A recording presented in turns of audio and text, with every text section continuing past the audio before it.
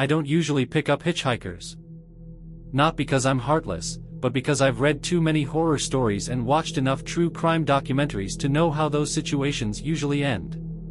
But when I saw him standing on the side of Highway 285, just outside of Pecos, Texas, something made me slow down. Maybe it was the way he looked, worn-out jeans, a dusty hoodie pulled up over his head, a duffel bag slung over one shoulder. Or maybe it was the fact that he was alone, no car in sight, and the road stretched for miles in both directions with nothing but scrubland and scattered mesquite trees. I had been driving for hours, the monotony of the West Texas desert making my eyelids heavy. I was on my way back to Austin after visiting my brother in El Paso. Just me, the open road, and the occasional trucker roaring past in the opposite lane. As I slowed, my gut twisted with hesitation. Everything I'd ever been told screamed at me to keep driving, to let someone else deal with it. But before I could think twice, my foot had already eased onto the brake, my truck rolling to a stop a few yards past him. In my side mirror, I saw him hesitate. Then, after a moment, he started walking toward me. I reached over and unlocked the passenger door. The man climbed in without a word, setting his duffel bag between his feet. As he buckled his seatbelt, I got a better look at him. He was younger than I expected, mid-20s, maybe. Gaunt, pale, with dark circles under his eyes like he hadn't slept in days. His clothes were covered in dust, and his hands fidgeted in his lap, fingers twitching like he was cold. "Where you headed?" I asked, keeping my voice casual. "East," he murmured. His voice was hoarse, barely above a whisper. "Well, I'm heading to Austin. I can take you as far as—" "Anywhere's fine," he interrupted. His tone put me on edge, but I nodded and pulled back onto the highway. For the first 20 miles, neither of us spoke. The only sound was the hum of the tires against the asphalt and the occasional rustle of his duffel bag when he adjusted it with his foot. I snuck a glance at him every so often. He sat stiffly, hands clasped together, his gaze flicking nervously to the rearview mirror every few minutes. At first, I thought maybe he was just uneasy about hitchhiking. But the more I watched, the more I realized, he wasn't looking at me. He was looking behind us. Like he was expecting someone. I swallowed, my grip tightening on the wheel. "Everything all right?" He snapped his head toward me, eyes wide for a fraction of a second before he forced a stiff nod. "Yeah. Just tired." It wasn't convincing. Still, I let it go. It wasn't my business. But now, I was checking the rearview mirror too. And that's when I noticed something that sent a chill down my spine. A pair of headlights. Far behind us, barely visible through the dust kicked up by the road, but definitely there. A vehicle. And it had been there for a while. I glanced at my passenger. He had gone rigid, his fingers digging into the fabric of his hoodie. His breathing had changed, shallow, controlled, like he was trying to stay calm. "Someone following you?" I asked carefully. For a long moment, he didn't answer. Then, barely above a whisper, he said, "I don't know."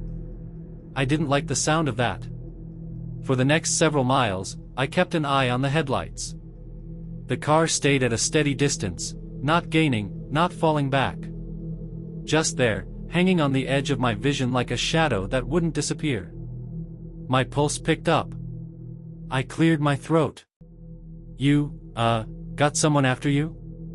The hitchhiker exhaled shakily. "Can we stop at the next gas station?" I hesitated. Stopping seemed like a bad idea. But my gut was telling me this guy was running from something. And whatever it was still out there.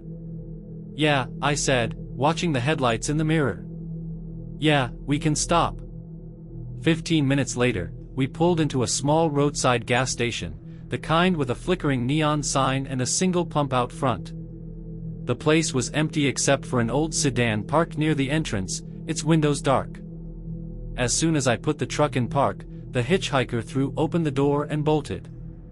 I barely had time to react before he was gone, running full speed toward the woods behind the station, his duffel bag left sitting in the footwell. I sat there, heart pounding, watching the darkness swallow him up. And then I saw the headlights pull into the lot behind me. To be continued. I should have driven off. The second I saw those headlights pull into the lot behind me, every instinct screamed at me to leave. But I didn't. Instead, I sat there, frozen, my fingers gripping the wheel so tight my knuckles ached.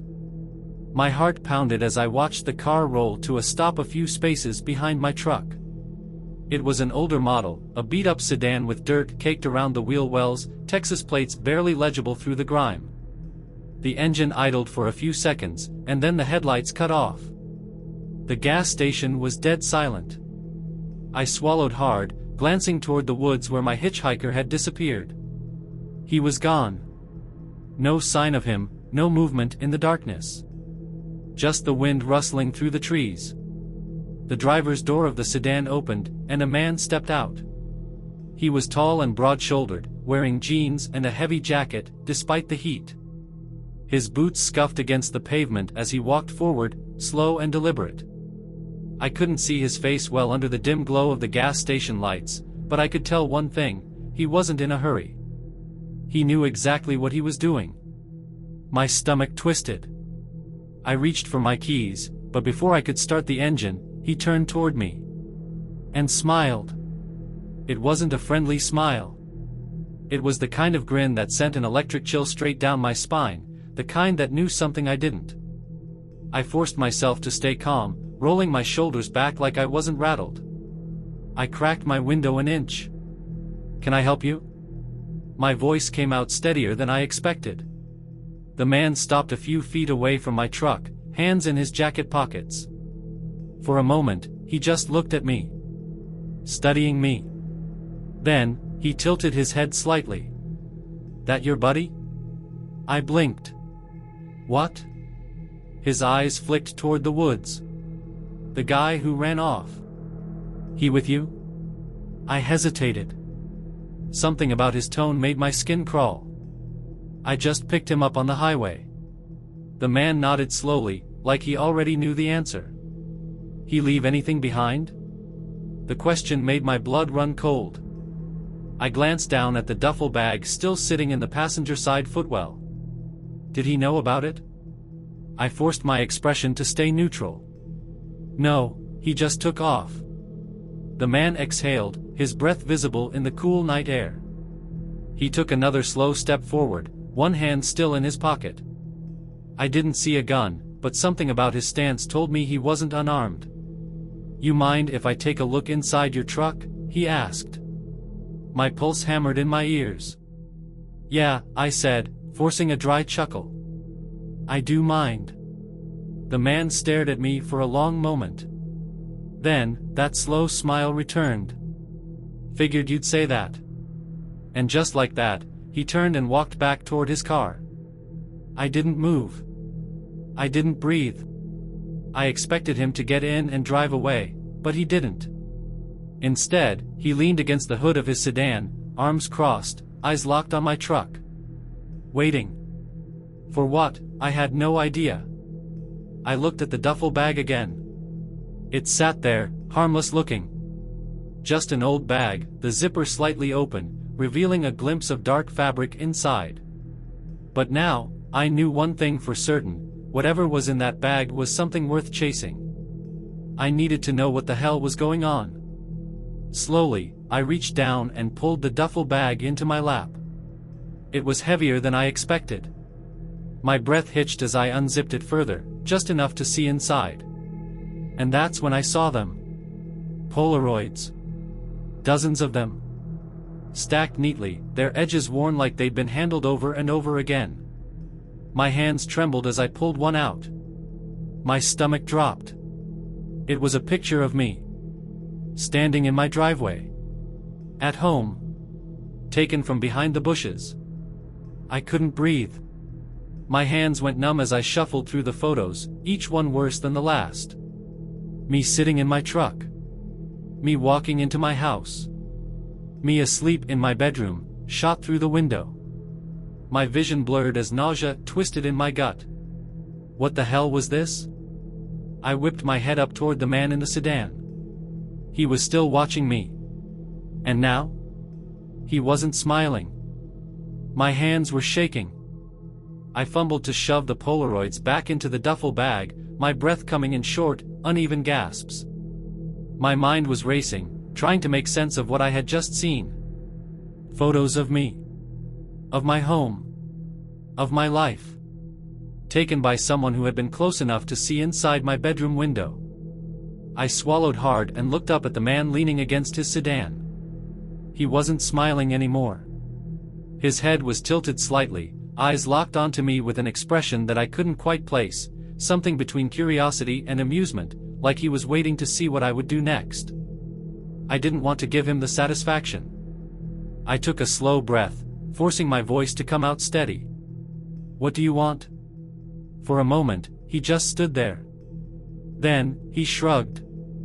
"Just making sure you're not hiding anything that belongs to me." Belongs to him? I clenched my jaw, my fingers gripping the steering wheel so tightly my knuckles ached. "I told you, the guy ran off. If he had something of yours, it's with him now." The man exhaled slowly, like he didn't quite believe me.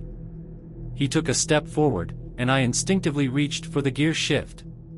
His hands were still in his pockets, but something about the way he moved made the hair on the back of my neck stand up. Like he was used to people lying to him. "Listen," he said, his tone easy, conversational. "We don't have to make this complicated. You let me check the truck, and we go our separate ways. No harm, no foul." My heart pounded in my chest. He knew. Somehow, he knew the duffel bag was here. I licked my lips, forcing my expression to stay neutral. "I don't think so." His nostrils flared slightly, his weight shifting forward like he was about to move closer, but then, in the distance, the ding-ding of the gas station door opening echoed into the night. We both turned at the same time. The gas station clerk, a lanky guy in his early 20s with a bored expression, stepped out onto the concrete, holding a cigarette between his fingers. He barely spared us a glance as he lit it, inhaling deeply. But that moment of distraction was all I needed. I threw the truck into reverse. Tires squealed as I jerked backward, the engine roaring as I whipped the wheel to the side and slammed into drive. The man lunged forward, shouting something I couldn't hear over the sound of my own adrenaline. I floored it. The truck shot forward, gravel spitting out behind me as I peeled out of the lot. In the rearview mirror, I saw the man running back to his sedan. He was fast, too fast. He yanked open his door just as I cleared the parking lot, my tires screeching as I fishtailed onto the empty highway. I pushed the gas pedal to the floor. The truck's engine growled as I sped down the road, headlights cutting through the darkness. I kept glancing in the mirror, waiting for those headlights to appear behind me. For a few agonizing seconds, there was nothing. Just the open road and my own pulse slamming in my ears. And then, there they were. The sedan's headlights flared to life, barreling out of the gas station lot and coming straight for me. My stomach twisted. He was following me. I gritted my teeth, gripping the wheel as I pushed my truck past 80. The sedan stayed right on my tail, closing the distance faster than I thought possible. I didn't know where I was going. There were no turns, no exits, just miles and miles of empty highway. No cops. No towns. No help. Just me, this man, and whatever the hell I had in my passenger seat. I flicked my high beams on, scanning the road ahead. There had to be something. And then I saw it. Up ahead, an old rest stop. A single street lamp flickering in the lot, a rusted-out vending machine next to an abandoned-looking bathroom. It wasn't much, but it was something. I made a split-second decision. I slammed the brakes. The tires screeched as my truck fishtailed, the sedan nearly smashing into my bumper before swerving hard to avoid me. As the driver fought to regain control, I veered into the rest stop lot and killed the headlights. My truck rolled to a stop behind the abandoned building, hidden in the shadows. I held my breath. The sedan roared past. Its headlights streaked by, disappearing down the highway, the sound of the engine fading into the distance. I waited. 1 second. 2. My pulse thundered in my ears as I stayed frozen, gripping the wheel. The truck's interior was pitch black, my breath fogging up the windshield. And then, a new sound. Crunch. My blood turned to ice. Someone was walking outside my truck. Crunch. The sound was close. Too close. Someone was walking outside my truck. I stayed perfectly still, barely breathing. My fingers tightened on the steering wheel, my pulse hammering in my ears. Had the driver doubled back? Had he figured out my trick and parked somewhere up the road, waiting to circle back for me? Or worse, was it someone else? I swallowed hard, forcing myself to listen. The footsteps were slow, deliberate, moving along the gravel lot. They stopped for a second, then tap. A single, soft tap against my driver's side window. Every muscle in my body locked up. I didn't turn my head. I didn't move. I just stared straight ahead, barely able to see through the condensation forming on the windshield. I wasn't alone. Whoever was out there wasn't in a hurry. I forced my hand to move, inching toward the gear shift. If I had to, I'd peel out of here, tires be damned. And then, another tap. Lighter this time, just above the door handle. I couldn't take it anymore.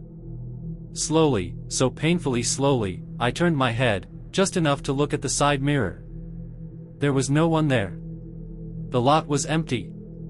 Just darkness and the dim glow of the single flickering street lamp. But I wasn't imagining it. I heard it. I felt it. I clenched my teeth, my skin crawling. Something was wrong. I had to go. With one last breath, I jammed the truck into drive and floored it. The engine growled as my tires kicked up gravel, my headlights blasting over the empty lot as I shot back onto the highway. I didn't look back. I couldn't. I just drove, pushing past 80, then 90, my hands gripping the wheel so tightly I thought my fingers might snap.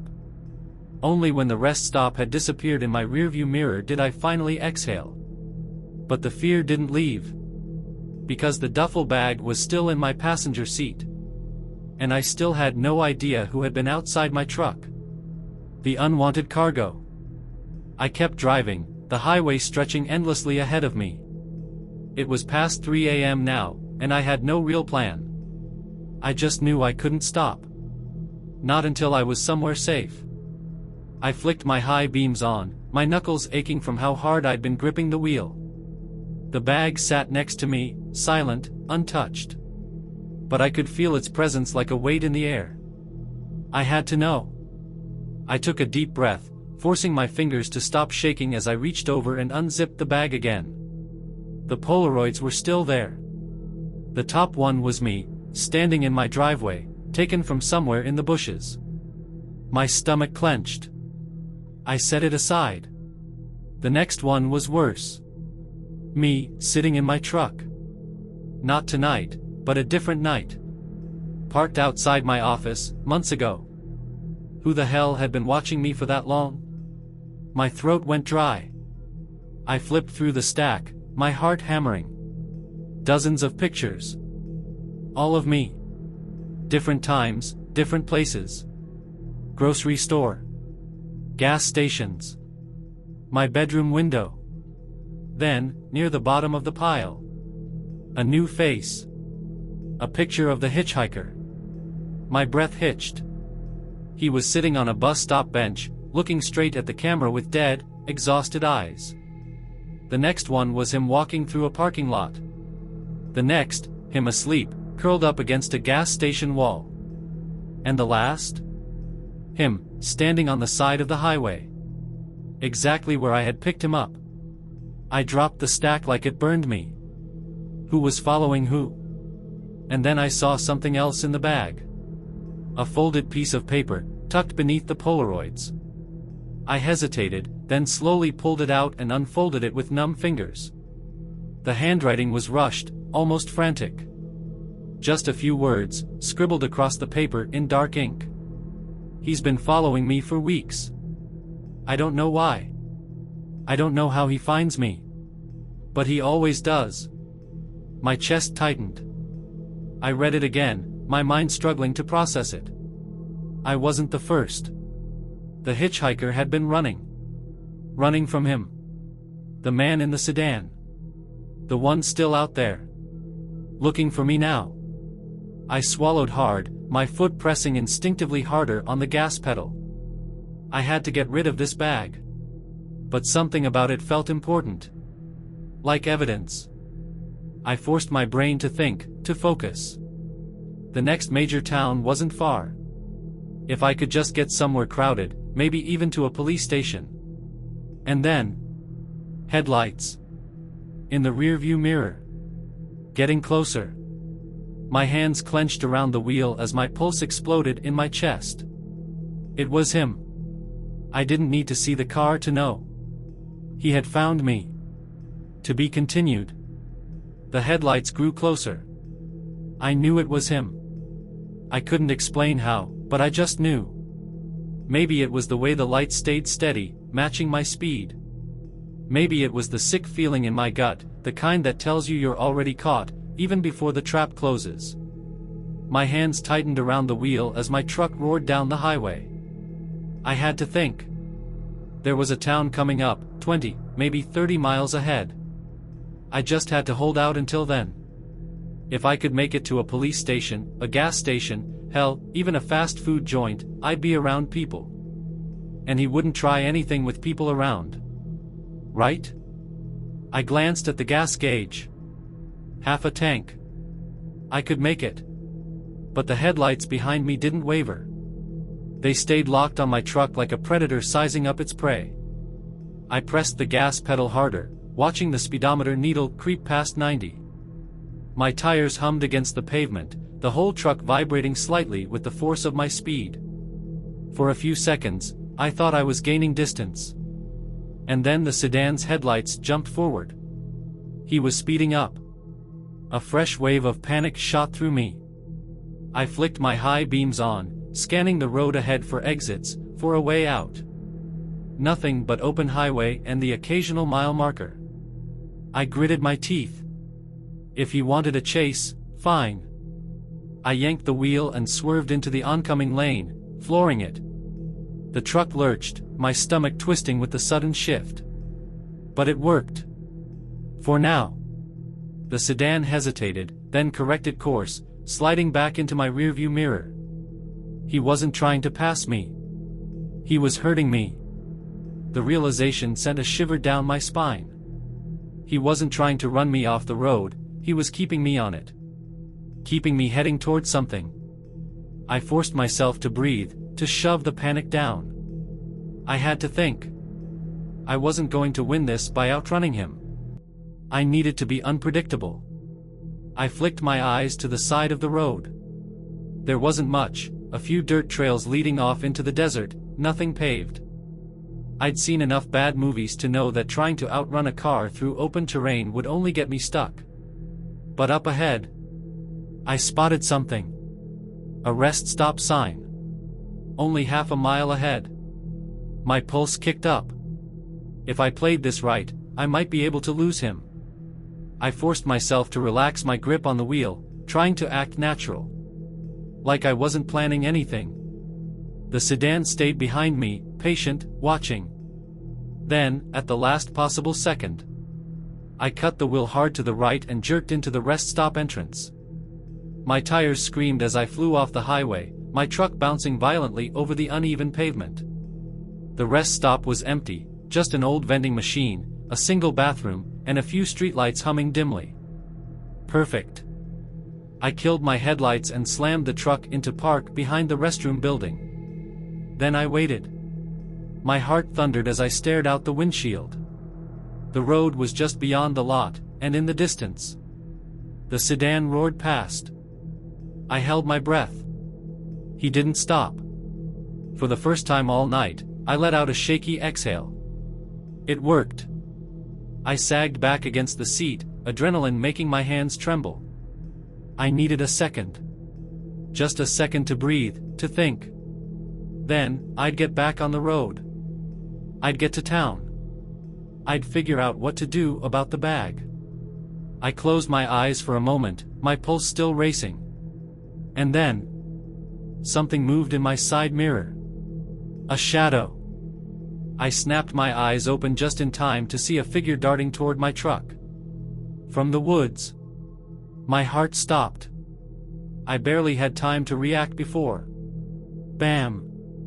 Something slammed into the passenger door. I whipped around just as the handle yanked down. It was locked. Thank God. But the duffel bag was still on the seat. And whoever was outside wanted it. Bam! The whole truck rocked as the door handle rattled again. Whoever was outside wanted in. I didn't think, I acted. I slammed the truck into drive and stomped the gas pedal. The tires screeched against the pavement, the headlights cutting through the darkness as I shot forward. But before I could clear the lot, something hit my side mirror. A hand. I saw it in the corner of my vision, a pale, dirty hand slapping against the glass, fingers scraping. Then it was gone. I didn't stop. I didn't look back. I just drove. The escape. The rest stop vanished behind me as I merged back onto the highway. My hands were shaking so badly I could barely keep the truck straight. I didn't know who that was, and I didn't care. I just needed to get out of here. I kept checking my rearview mirror, expecting to see headlights, expecting to see him. But the road behind me stayed dark. No sedan. No figures in the night. For the first time, I felt like I might actually make it. The town was only 10 miles ahead. I just had to make it there. But the bag sat on the seat next to me. And it felt heavier now. Like it was some kind of curse. My mind raced. What the hell was in that thing that made people chase me down in the middle of nowhere? I couldn't take it anymore. With one hand on the wheel, I reached over and grabbed the bag. My pulse pounded in my ears as I unzipped it, shoving past the Polaroids. And that's when I saw the second envelope. It was buried at the bottom. A plain, crumpled manila envelope with something heavy inside. I hesitated. Then, with trembling fingers, I pulled it open. Inside was a flash drive. And a single scrap of paper. 4 words, scrawled in messy, uneven handwriting. Take this to police. My stomach dropped. That's what he had been running from. Not just the Polaroids. This. And now, it was in my possession. I stared at the flash drive, my brain spinning. What the hell was on it? What had the hitchhiker been trying to escape? I didn't know. But now, I had no choice. The final decision. Up ahead, the first streetlights of town glowed faintly in the distance. I could see the gas stations, the diners, the motels.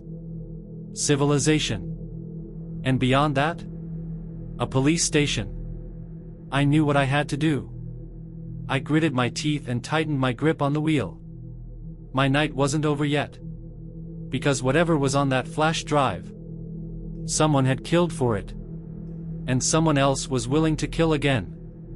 But not tonight. Not me. I turned onto the main road, my destination clear.